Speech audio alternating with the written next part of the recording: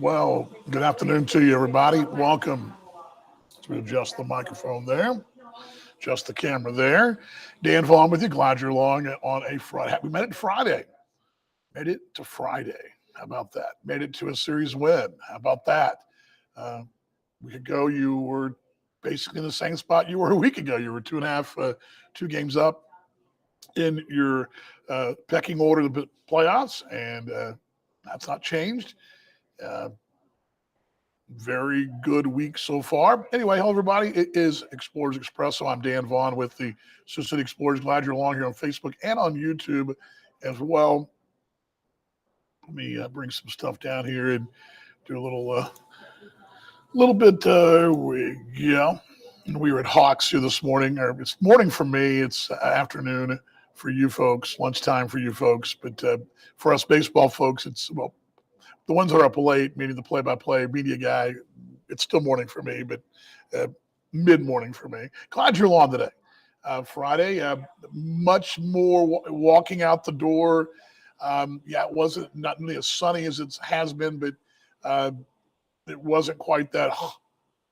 Last couple of days has been. We've had that real stretch, and finally behind us. It looks like. I think at least for the next couple of days. We're headed to September, so we know how that works. There you go. There we go. Good folks here. That's funny because all summer, around this time, you got the high school kids and college kids work here a lot in the summer, and now that school's back, it's a little quieter. It's not quieter. It's quieter in here. I probably shot this show 20 times, and it was just me. But there's more folks in here and less over on the other side. But anyway, we're in Sergeant Bluff. We're talking Explorers here on your Friday.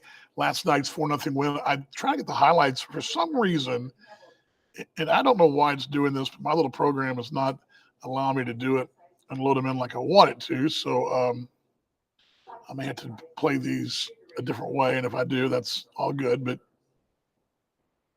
it's the main reason we haven't been able to do the highlights. For some reason, and I don't know why, it's just not loading in for me. Oops, put my volume down right there. Sorry about that. But happy Friday, Rick. Good to see you. Hope you're doing well today. Rick will be taking us. I do assume you'll be taking us to Kansas City on Tuesday, which I found out yesterday. We will depart Tuesday morning. And then on to Chicago for the weekend at O'Hare. So I was just there last Sunday, and it was always a lovely mess, that O'Hare Airport. It's there's certain things in life that require a punch right in the guts. That'd be one of them, Chicago O'Hare. The other one would be probably de-icing the driveway. When you got to do that, that's a punch in the guts, right? What else is a punch in the guts? What else are those things that we hate in life? I mean, airports, yes, but O'Hare in general is a rough one. The flat tire is always a rough one, right? I mean, there's never a convenient time, right? Those are all kicks in the guts, right? Last night, not a kick in the guts for the Sioux City Explorers. It was a hello wind column day. I'm actually going to pull me. We did this yesterday. Watch this. Ooh. Hey, slide me over. I wanted that. Put me in the middle. Stuck in the middle with you, right? Good night last night. Good afternoon. Hello, Mom. Good to see you. I guess your ears are burning. I was talking about your fine casino trips last night. Katie Brewer was telling me about how she ran her mom at the casino. I said, oh, boy, if my mom lived here, it would just be like I knew where to find her. It would not go to a house. So there's that. Although it's Friday night, so Mom will be going to high school football. Apparently they got football up in Indiana now. Who would have known? Drove by Sergeant Bluff here a moment ago with the high school, and they already had the down mark. Well, not the down markers. I assume the chains are out, but they had the end zone markers out. The U.S. flag was up, so obviously they're ready to go. I always wonder why, and this is off the subject, but we don't do this in baseball as much. And we'll put the U.S. flag up. The flags are flying today. But we don't line the field until the very last minute, right? I think a lot of that's because of the batting practice, and you use the plate area, and that whole area gets used a lot of traffic. A lot of times they'll put tarps down and things like that in that area to not wear it out. But football fields, they like to line those things early, a day or two before. If they're natural grass, they're field turf, they're already lined, and they'll set them up. They had the little 10-yard, 20-yard, 30-yard markers out. I mean, they get those out the morning of. I mean, it's like the game's not for their 9 hours, and they got those things ready to go. But baseball, the last thing we do is line those fields, right? That's what we do, and drag the field. So I just thought it was interesting that those things about the difference between the great game and Friday night lights and just in general what you do. But yes, happy high school football day to a lot of you folks that are in the Iowa region, and I know you hope your team does well. Hope it does well. Last night, it's a broken record. It's what I've talked about all 3 days, and it once again is proven right, despite the fact you're 1 run behind your normal output, but you're about where you allow. So you average 5.7 a game, you allow 4.7 a game. Well, you were 1 under, but you were 4 under what you allow. That's going to put you in a good window. Number 2, starting pitching was great. Austin Drury did really good yeoman work last night. He he tied, and he didn't really tie it. Miguel Gomez tied the record of Milwaukee bouncing into 3 double plays in the same game. That's happened several times. 3 times prior, it's happened in the American Association. That was the 4th time. So he ties a mark of bouncing to double plays. That happened 3 separate times. And also phenomenal Delvin Zinn play in the 5th inning. And I thought this at the time, and I would have kicked myself in the backside for not saying it. But at the time, Delvin led off the next inning. And how many times do you see it? The guy who makes the great play leads off the next inning with a big play. He doubled to start the next inning. Chase Harris moves him to 3rd. Then it's a Scott Oda home run, who, by the way, we don't talk enough about. Scott Oda is – talk about a find. I would even tell you, if Scott Oda got here in May, I would believe Scott Oda would be an MVP candidate, if not the odds-on favorite, because I think he does everything really well, and it's really consistent. His body work in 28 ball games here has been as good. I can't recall a player who's come in at this point in the year. There was a guy in Kansas City, Ibndel Isabel, who came in August of 21. I believe he hit 10 home runs in 20 ball games. He had a difference. But I can't recall a guy who's come in this league in the middle of the season and done what this guy's done. And he's taken over the leadoff spot. He's the 6th guy bat in the leadoff spot. He's held that now for 22 ball games. It looks to me that's where he's going to stay. He is having just a monster season, and no one's ever said anything. I mean, the rest of the booth. And I wrote down some numbers last night. Wow. So that's what got you the lead, his 2-run home run. And for a guy that told Austin on his interview in the Dugout Report 2 weeks ago, the Tommy John surgery kind of changed his approach to the plate from a power guy to, line drive guy. The last 2 home runs he's hit, one was a line drive.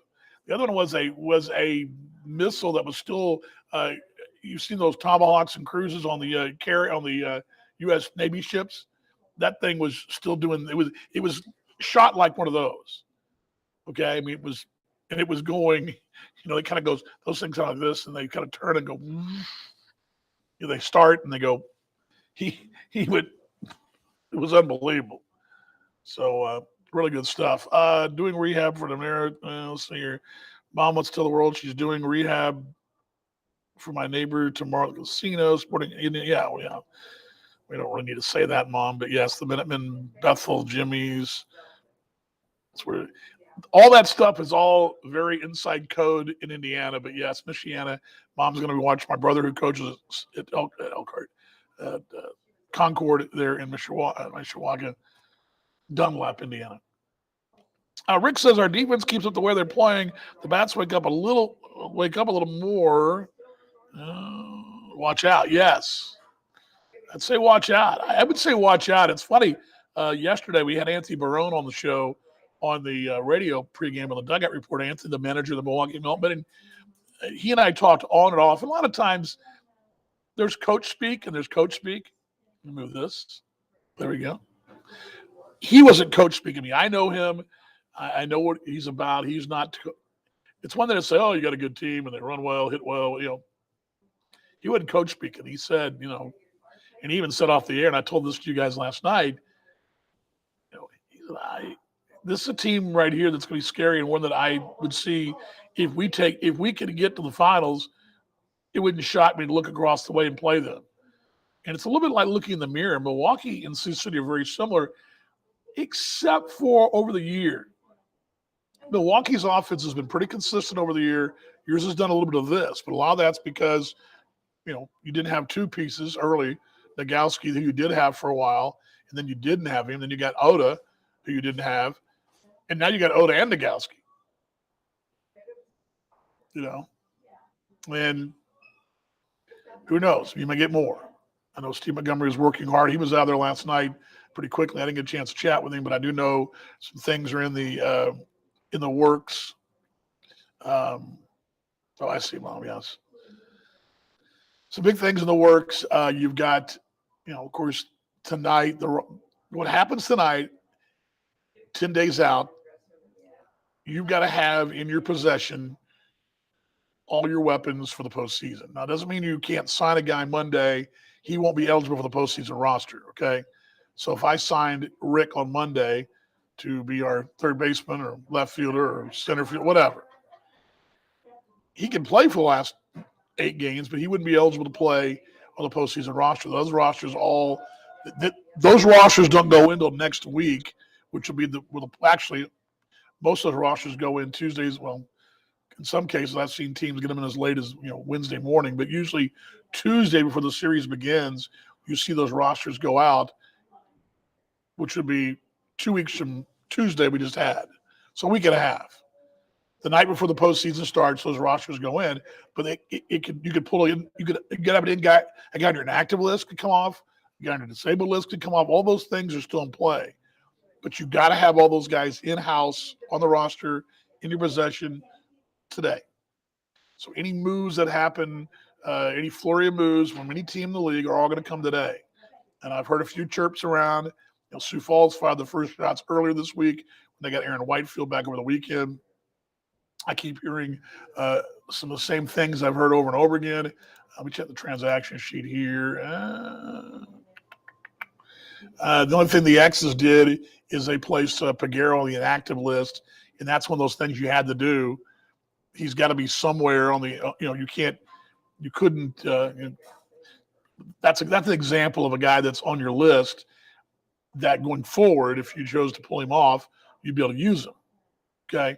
Let's see what else happened here. Alante Hall was released to catcher Kansas City. I'm trying to see if anything just stands out at me at the moment, but you got to have those folks in the house by the end of the day. So any trades that go down today, which again, I'm hearing chirps. Now, I haven't heard anything official, but I've heard, I'll tell you the teams I've heard, okay? I heard Cleveland's name out there. I've heard Kansas City's name out there. I've heard Sioux Falls again. I've heard Sioux City out there. I've heard Lincoln, and I have heard King County, and I've also heard Gary and of the non-competitive teams or the teams that probably are done. I've not heard much about Winnipeg. I've heard one little thing, but I heard quite a bit about Gary. So I don't know what's going on there. If they're trying to rewrite the ship for next year, clear some space out or what, but that's what I'm hearing. So anyway, just to give you an update on there. So let's go to the highlights last night. I don't think they're going to load in for me, so they're not. I don't know why it's doing that, but we're going to do it a different way then. Okay, we'll do it a different way. I was hoping to play, you know what? Probably just play the whole reel. I do that too. I can't do that because I don't have it on this drive. Sorry. I do have this highlight reel, though. I did edit this morning. Glad I spent time editing that this morning. That's really helpful. Let's get this thing going here. And I'll show you the highlights from last night. Just a handful, not all of them. They did a really good job. The crew had about a 4-minute reel last night, and really good stuff. All right, give me just a moment here. Now these are going to have nat sound to them, so you don't have to worry about listening to my voice, which is probably a good thing, right? All right. Give me just a moment here. All right, let's get you guys up. Share the screen. Promise. There we go. Media player. I'm going to share this with you guys. And here we go. All right, this is last night's highlight reel. I'm going to run them right now. Let's go in 3, 2, and 1. Promise. It says double play there, but it's not double play, I don't believe. So just to warn you. Promise. Not sure why it's not playing. It's just playing the audio here.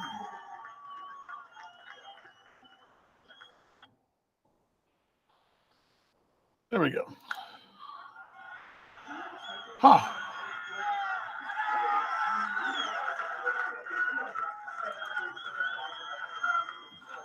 Not working for us. Let me try it again. Let me try these again one more time, then we'll just scrap it. I don't know why it's not working for us.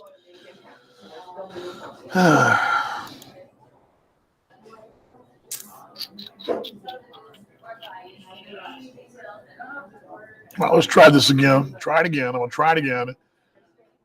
You guys are going, God, what is wrong with this guy? Yeah, the show comes to grinding halt when this stuff happens. For whatever reason, I just can't these highlights to. I don't have. Unfortunately, I'm really swamped right now. I don't have time to be sitting on hold to figure out what's wrong with this thing. I have little room for error, folks. Little room. All right, let's try this again. See if they'll show up for us one more time.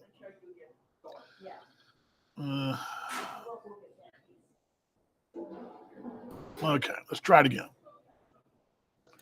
See if we can share our screen, and if we can't, we'll just abandon it. Window, there we go. Try it again. All right, let's try it again. Here we go. 3, 2, 1. Will it play? Yeah, it's playing. Okay. Well, no, it's not.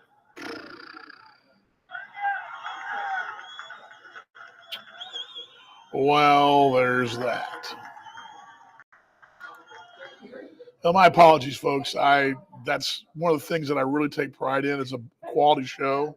And one of the things we're going to be doing here as we go forward, the years to come, is highlights. And it's totally unacceptable that I don't have highlights. And I really apologize. It's just hard when you're a one-man band and sometimes equipment fails. And anyway, so I do apologize. That really is disappointing. Sorry about that, but it is what it is. Don't know why they won't play. Anyway, last night, 2-0. That was going to show you, again, 3 double play balls last night. And they were, one was a 6-4-3, one was a 5-6-3, one was a 6-4-3. And then Delvin made a great play in the hole where he dives, gets up, and just basically whirlwind flings his body into a throw. It's the best way I can kind of describe it. And makes the play, and there's out number 3. Comes up and doubles, sack, Chase moves him around, then it's Oda, the home run. He bought the insurance late. Lloyd doubles, and then Nogowski reaches on an error, which I'm still not sure if the third baseman sailed it or the first baseman didn't see it. I don't think they saw it at first, but it was charged E5. First and third now. You get a sack bunt by Ortega in front of his family last night. That makes it 3-0. And the pitch hit RBI for Tyler Rando, which delivered the 4th run. And then that was all she wrote right there. Thanks, Rod. I appreciate the kind words. It's you guys deserve top quality stuff, and I don't know why this system is not working for me. And I have to call tomorrow because I don't have time. When we're done here, we go to stat packs. We got to print game notes up. I mean, we got all these things, and really, it's amazing. And I'm not not whinging, but I had a staff of 4 and 5 over the years to do all this, and I'm doing it all myself. But it's a lot. It's a lot of stuff, man. So I don't really have, unfortunately, have time to sit on hold to figure out what's wrong. What's wrong with this software I bought? Right, that's the thing. We'll get it. We'll get it sorted, though, Ron. We will. We'll get it sorted. Get it sorted. Okay. So that's the message from last night. Questions, comments from you guys. Now, what happened around the league? Sioux Falls lost last night. They cooled a little, so they're 2 back. Kansas City did clinch a postseason spot. I think their magic number now is down to 5 for the division. Let me pull this up. Double check here. I think that's right. Yeah, their magic number is 5 for the division. Sioux City's is 18, which would mean basically they'd have to go into they got to lose of their remaining 10 games. They'd have to lose, I don't know 6, and you win all 10. Yeah, no, I wouldn't even do it either. You have to win all 11, and they'd have to lose 7.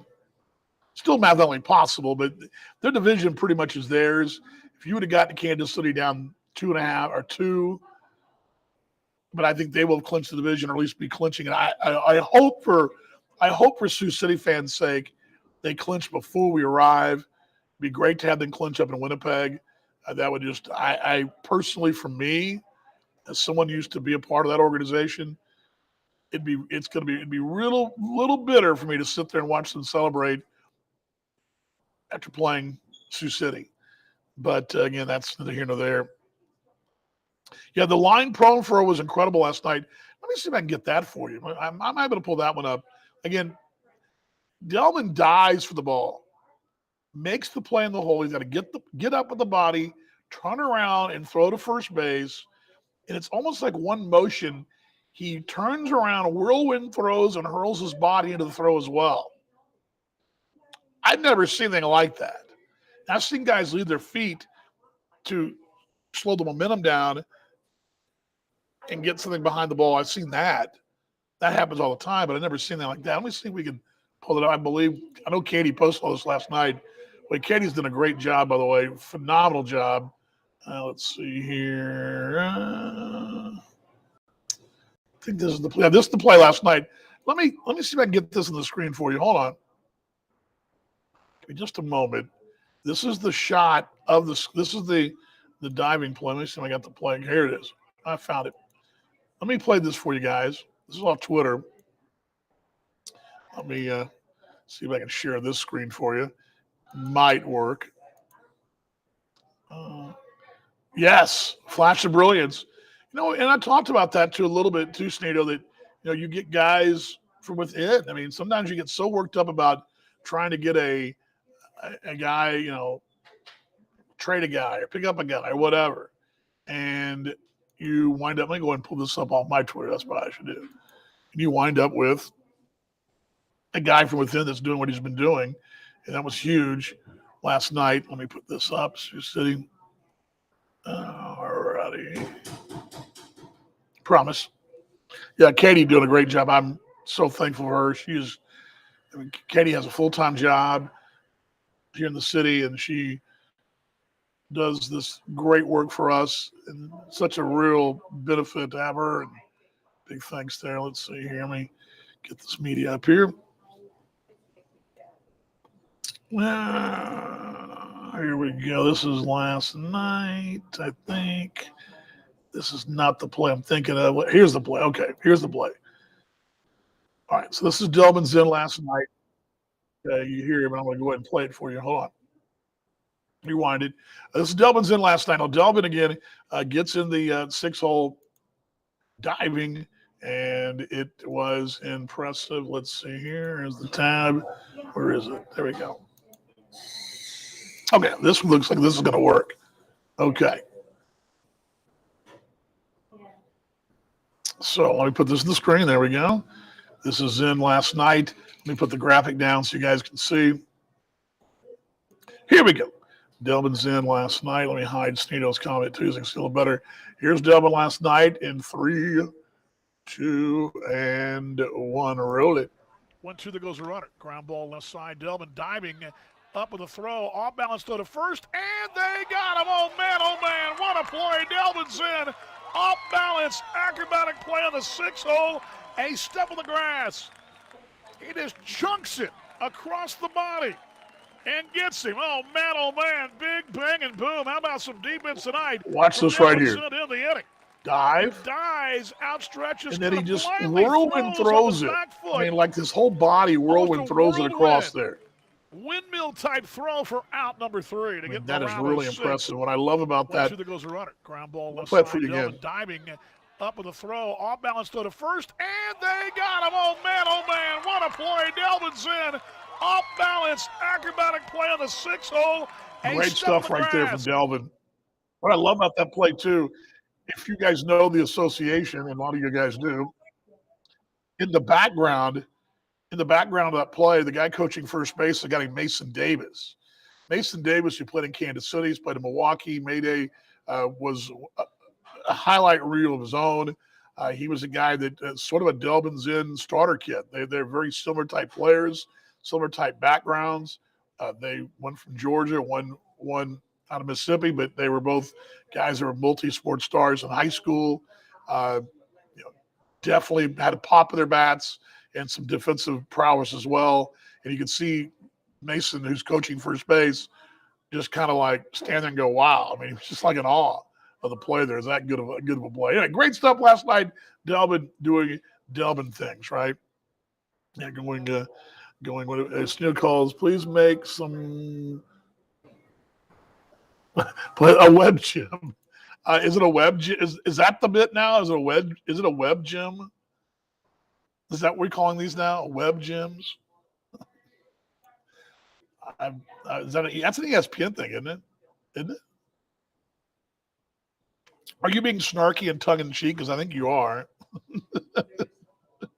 Do you want me to call it that or not, Stino? You let me know. I didn't even think about it. I don't think I've ever called – I mean, only time I've ever referenced that is if you say Sports Center Top 10 or whatever like that. I mean, I've said that because there was a play that was made by Tillman Pugh for Gary in 2015 or 16. I think it was 14 maybe, where he went over the wall in Kansas City, and it made Fox and FS1 and ESPN's top 10, but don't know if I can. Isn't Web Gym? Isn't that like? Does somebody else have that cornered? Don't they have that sort of as their thing? I don't know. Who knows? Maybe so. I don't know. All right, questions, comments. I want to hear from you guys. Kansas City, congratulations. So Kansas City folks drive by. You guys have made a playoff appearance, which I don't think was any shock. I was asked this question by media personality earlier this week, my thoughts on that team and what they were, and this is not their show, but I simply said that, the 21 team was probably the best team this league's had. Maybe there's a couple Winnipeg teams are pretty good too, but this one, the 21 team that went undefeated in the playoffs, didn't lose but like 3 games in August. I mean, that team is pretty special. Things have changed since 21 to 23, and then how they changed, dynamically with the way the league is working now with, fewer transfers and that kind of deal. There's a different type player. That 21 team had some guys that went from that team back to Philly to ball. They had that as well. But question being asked here. Let me see a highlight defensive label years ago or answer. Oh, okay. I got you. I kind of thought that's what you meant, but I wasn't sure. So yeah. And again, and that's what I even told. I love you, man. You crack me up. The 90 errors is bothersome. That's what happens when you have a lot of guys play a lot of positions, and you don't have really guys that are really firmly entrenched at one spot. And you got to platoon guys around a little bit. You sometimes have those streaks of errors. Kansas City's gotten away with that over the years. They got away with it last year quite a bit. 21, they were a little better, although there was a lot of change between third and center. But it's catching up to them a little bit. That's I'll tell you right now, you can throw strikes all you want, but if you make 4 errors a ball game. That's a big difference in Sioux City's playing decent defense. Fargo's got the best defensive club in the league. They lead the league, fewest errors, best fielding percentage, but um, something else. Yeah, good stuff.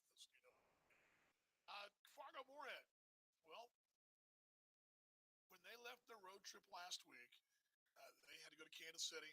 They won 1 of 4. To Gary, who's playing out the string, they did win a series there. So suddenly they come here with everything to play for, and perhaps I said this last night is their make or break series. They got to go home after this, but they win. If they were to win this series, that would give them the driver's seat in that 4th position, perhaps even 3rd position. Sioux Falls may have something to say about that. They go home, but by contrast, if the baseball math works for you, when you win the series, it puts them in a real spot, fighting like heck to get that 4th spot. Last night's series win did this for you too. It created um, the math situation where that's one more series you've won, and you take it off one more day on the calendar. And I know that sounds sort of, well, yeah, duh, Vaughn. I mean, that's true. But think about it in the terms of you won a series, Sioux Falls didn't. Okay. Um, oh, did it die? You know, it may have been me. Yeah, it was me. The cord. I think I pushed the cord off. It was my bad. Sorry about that. Let me get your question in just a moment. But yeah, your series win, their series loss means, and with a loss in the division. Now, granted, there's still a long way to go here. Sioux City could reel off another 8, or Sioux Falls reel off another 8 games, and I suppose you could lose a handful. But you win this series this weekend. You really take a lot of pressure, not a lot, but you take some of the pressure off next week. You lose the series, all those games, they're all going to matter. I just think what last night did, winning a series, because Sioux Falls is looking across the way going, okay, they won't beat Milwaukee in a 2-3. We'll gain a game there, regardless of what happens. It didn't happen that way. They actually lost 2 games in the standings in 2 nights, as you won 2 against Milwaukee. So that, to me, was the big development there of the week as far as this ball club's concerned. What's my take on limiting errors? Am I low? A little low? Let me turn it up a little bit. How about that? Let me just see how I sound here. Errors. I don't hear myself. All right. Um, what's my take on eliminating errors? Well, first off, tell me whose idea that was. I'll tell you they got too much time on their hands because no, I would tell you there's some errors that are worse than others. I tell you what, I tell you the error part of it I don't like. I don't like if a pitcher makes the error, his ERA benefits, right? If a pitcher overthrows at first base and that's an unearned run somehow, he benefits by making the error. The idea is to not punish the pitcher for the error, but if he makes that error, he also gets saved for making his own error. So that part I don't like. I've never liked that. It didn't. That's never made sense to me. But from a scoring perspective, I get it. But errors in baseball part of it. We have a column in our box score, our line score, runs, hits, errors, left on base. It's been that way forever now. And granted, I know we're trying to eliminate things in the game, make things better, faster, hipper, cooler, more of a cool vibe. We're all going to grow ponytails and sit around it in a cool coffee shop like what I'm doing right now. But at what point do we just say, well, maybe we'll just leave that alone? We're going to change everything up. We're going to have a different ball game. Just call it something else. I mean, I know I'm being old school guy, good old days syndrome and all that, but why would you limit? I don't understand why you limit errors, and yeah, tell me who's talking about it, and I'll tell you they got too much time in their hands. And are the errors going to speed the game up? You still have errors. So great game exit. Yes, Reggie, great game last night. We just went through the plays a moment ago. If you saw, there was a guy you related to that did a again, I don't know if I described it properly, but a windmill layout, windmill body fling throw that didn't know the body could actually do that. I was very impressed that we've discovered something new physically people can do. I was sort of just like, what was that? Impressive. Impressive stuff last night. It says right here, sorry. I guess a movement gaining steam to add all those stats to ERAs. You can guess who perpetrated the idea recently in my world, but doing some research, they aren't alone in thinking. I've not seen that. I know I've heard a little on the fringe chit chat about it, but no one's come to me and said, "What do you think?" Until you've asked me. But I'm not an analytics guy, okay? And I know it's cool. I know there's certain universities that teach that. A lot of Johnny broadcasters will tell you, "Oh, analytics is the way to go." Tampa. I've done work with Tampa over the years with Perth, and the Rays are huge analytics folks. They're huge new school numbers. They're very Princeton, Harvard, Yale educated. That's what they do, and they love those numbers. That's what they do. They judge their talent that way. I'm an eye guy. I'm an old school guy. And it's one who reads the history books and who reads game stories from 1906. Errors do matter. And I can't tell you how many times I read a game story from the turn of the last century where errors figured in the ball game because it tells the story. A ball for the legs at a ground ball to second through a guy's wickets and cause you to lose a game tells a story. So you're telling me we go back to the Kansas City game when Kansas City was here and Aaron Whitefield had that trouble making that play in that tween hop. Now you could have, let's say it gets charged. I can't remember if those charges an error hit, but Sioux City walked it off on that kind of weird bounce that he maybe should have had, maybe shouldn't. So what are we going to call that? Just going to call just take that stat out altogether. And so if you drop a fly ball, it's because what is that going to be? Remember, cause and effect is what baseball is all about.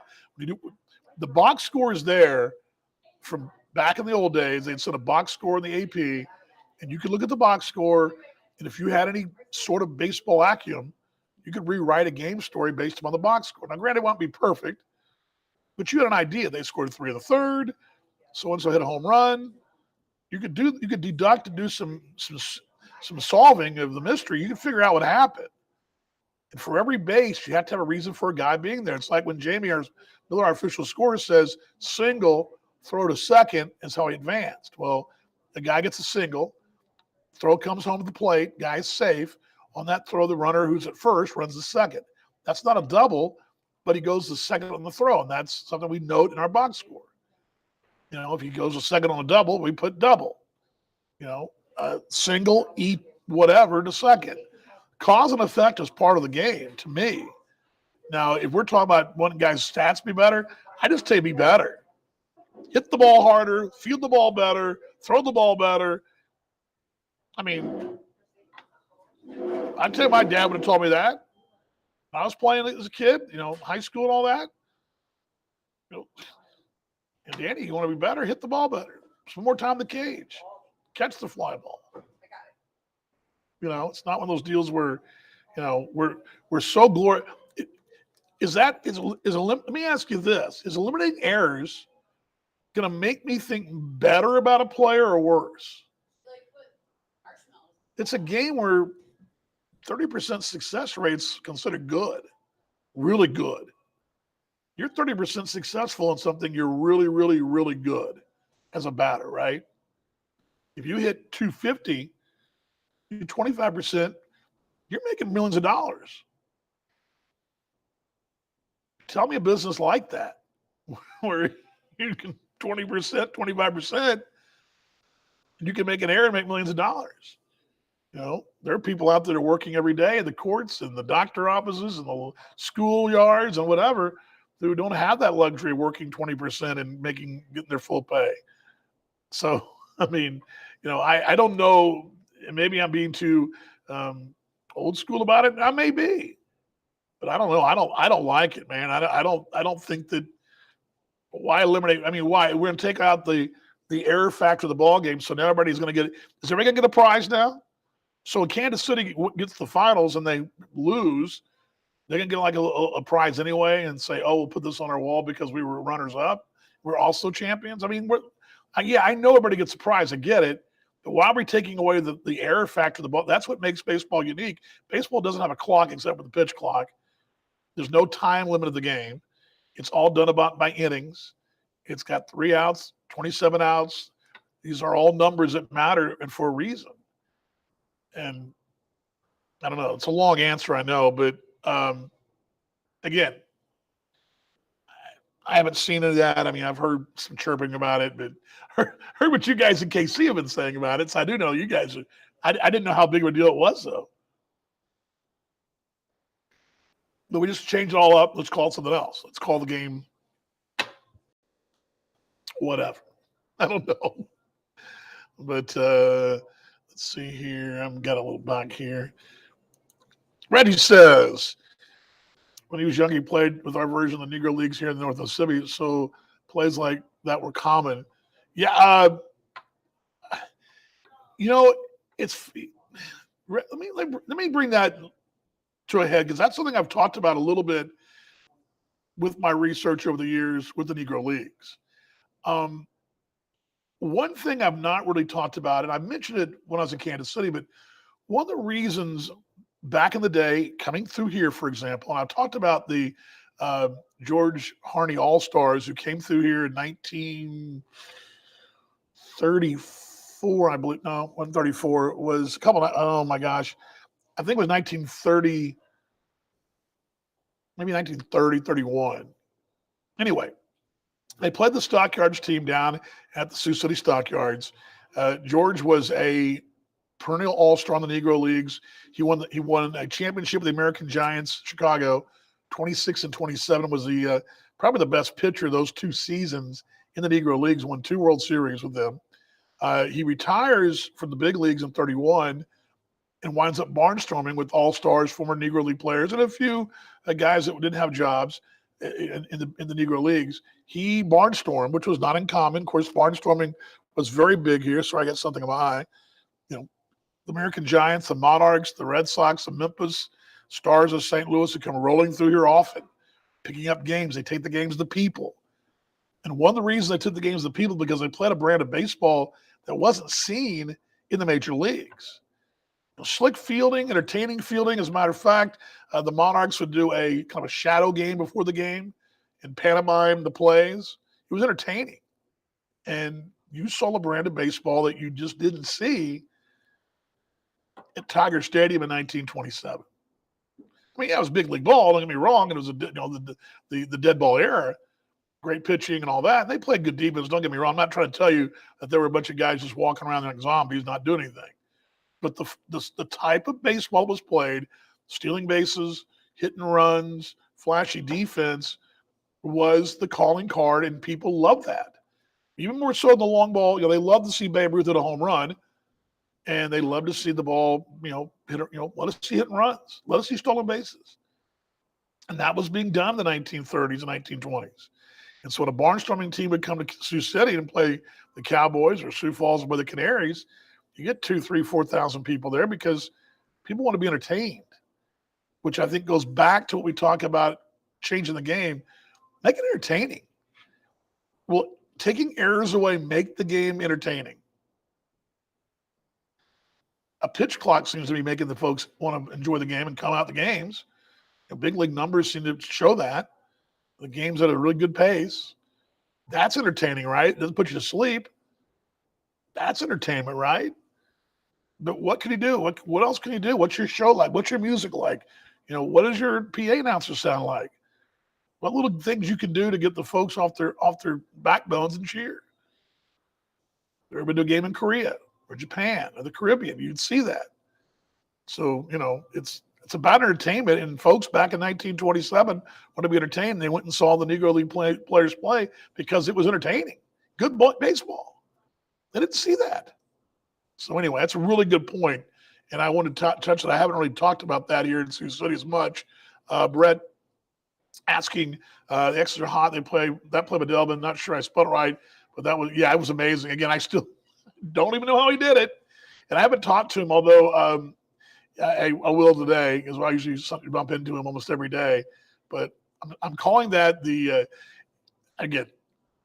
I never seen a fielder do that with his body, but he basically fields, spins, and flings the entire body in one motion. Like, I don't know. It was amazing. Amazing play. Amazing play.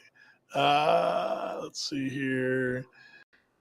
Yes, I'm not sure what point I was talking about, but I'll take that as a yes. Thanks. I appreciate you, mate. Already says he was playing with us adults when he was 13. Lots of guys he played with actually played in the minors. It's called Tom Big B Waterway League, played for the Vernon Black Sox. I'll ask him about that. I'll have to ask him about that. I will. I'll definitely ask him about that. All the batting average you're talking about, yeah. I mean, back to the error thing. If you take away errors, is a guy going to get a big league job because of it? He doesn't have errors anymore? Players still make errors and still get big league jobs. They still get American Association jobs of making errors. It's part of the game. I'm not sure why we would change it, but again, what do I know? Nothing. Absolutely nothing. All right. What else do you guys got? Got me fired up at the error thing. That was kind of, it was like, eliminate errors. So while we're at it, can we eliminate, what else can we eliminate that, can we eliminate the balk? Let's eliminate balks. Let's eliminate, think of something else. A balk, let's limit that so you can just do all kinds of crazy deliveries, right? A guy can stand on his hands and pitch. You bring that knucklehead out with the stilts from, well, he's not knucklehead, but the stilts guy from the Bananas, I guess. We'll start doing bits. That's what we'll do. We'll just turn the game into a bunch of bits. Oh, we've already got that. We already have that. That's the Bananas. We're great with bits. Don't get me wrong, they're great. That's entertainment, right?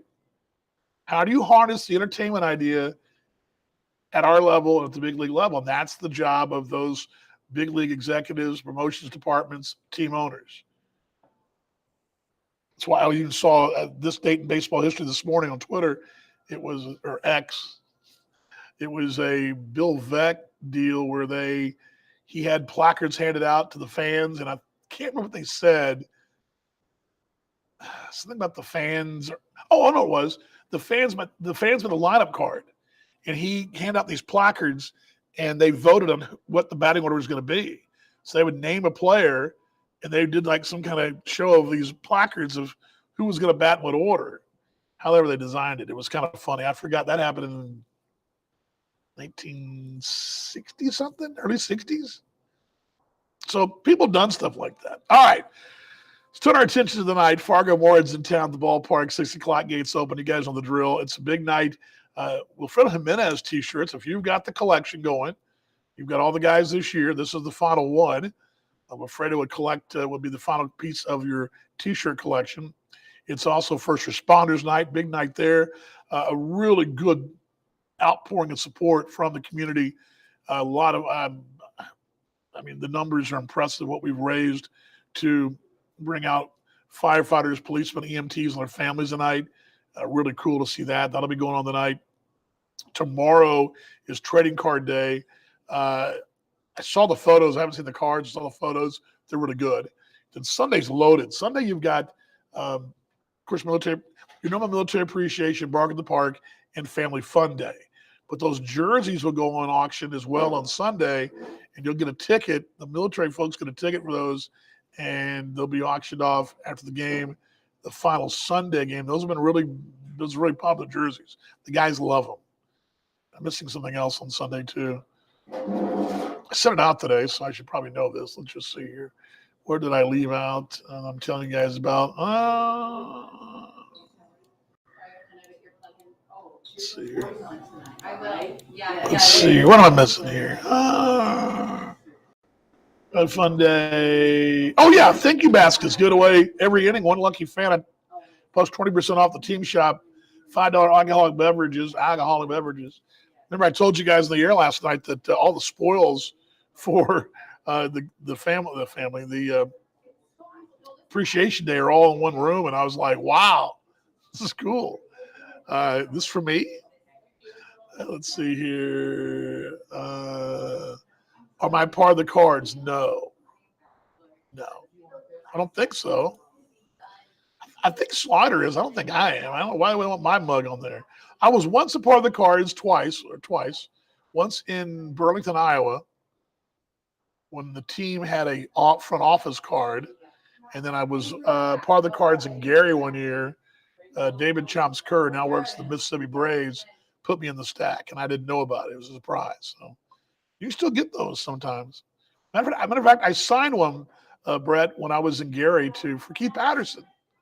Matter of fact, Ron says yes. Molly, tip of the cap to Molly, and she's been a real good godsend for this ball club. She's knows the community out there. You need that, and I think she's got a really what she's done is really laid the groundwork of some really good things going forward for the ball club. Yeah, she did a great job. Now, Brett, I actually do have.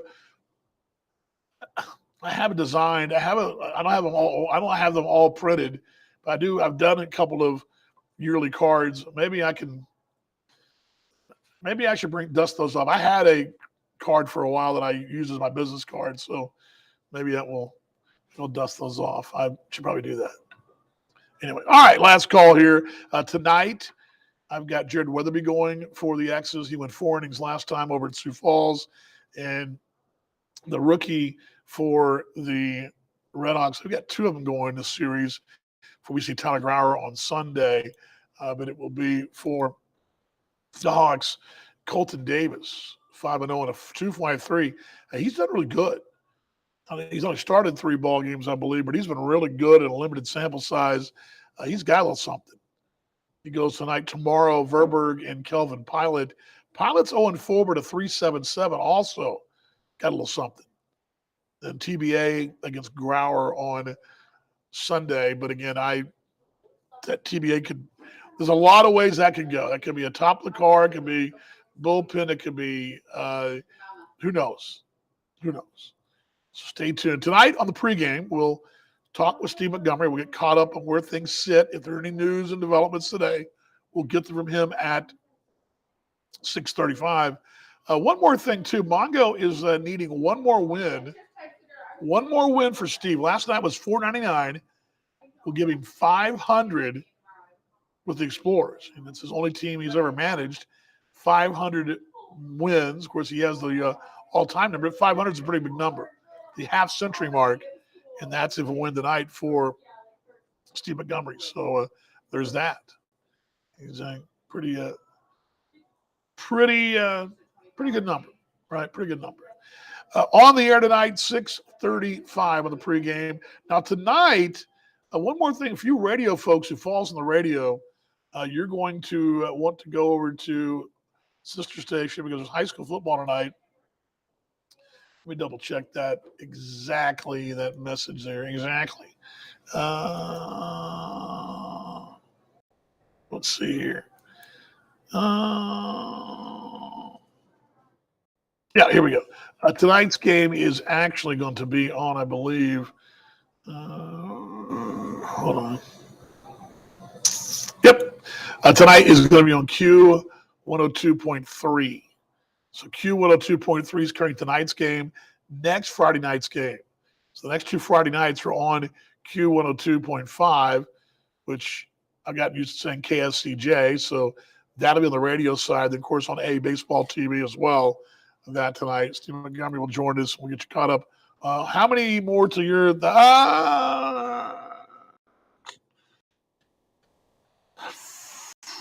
let's see. What was that? That was in June, right? So let's figure that. Got to be like 960-ish. Let's see. No, I bet about 940. Let's see here. We were in Lincoln, right? Yeah, Lincoln. It was in June. Where are we? I was like June 18th. So let's see here.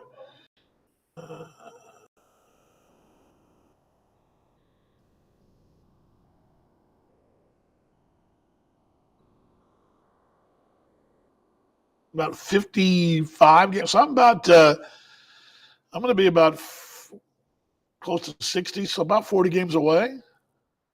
Something like that. Close. Yeah. So I mean, I was 900 on the 18th of June. So we're closing in. We got another probably right now 40. I imagine about 30 when the season's all said and done. We were a month in when that mark hit. So around second week of June next year, perhaps something like that. All right. Ronnie, you guys ready for some 1, 2, 3 go X's? I got to get to work. I want to play around more, but I got to get to work. I got to get to work, folks. Got to get those things printed up. Anyway, much nicer night tonight. Gates again at 6 o'clock, and we'll be on the air at 7:05. Hope you guys will join us tonight for the X's and the Red Hawks. Red Hawks, who still hanging in there, 4th position after being 5th most of the week. Still hanging in there, and should be some interesting stuff tonight. Lincoln will be at Sioux Falls. Kansas City is up in Canada, and then Fargo's here as those last division bunkmates meet up here. Then the X's will play Kansas City and then close things out with Chicago. All right, here we go. 1, 2, 3, go X's. We go 1, 2, 3, go X's. I'll see you in the broadcast. Not everybody. Promise.